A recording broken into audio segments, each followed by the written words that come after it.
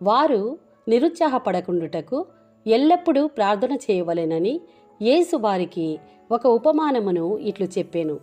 ఒకానొక పట్టణమున న్యాయాధిపతి ఒకడు కలడు.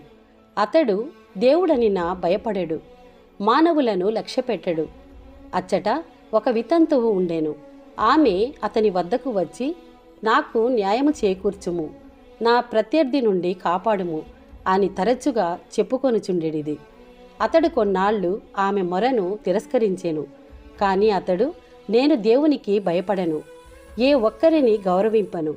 అయినను ఈ విధవరాలు నన్ను విసిగించుచున్నందున ఈమె పదే పదే వచ్చి నన్ను బాధ పెట్టకుండుటకై ఈమెకు న్యాయము చేకూర్చేదను అని తలంచెను. అంతటా యేసు ఇట్లనెను, ఈ అవినీతిపరుడైన న్యాయాధిపతి ఏమి పలికెనో వింటిరి కదా. అట్లే రేయింబవళ్ళు తనకు మొరపెట్టు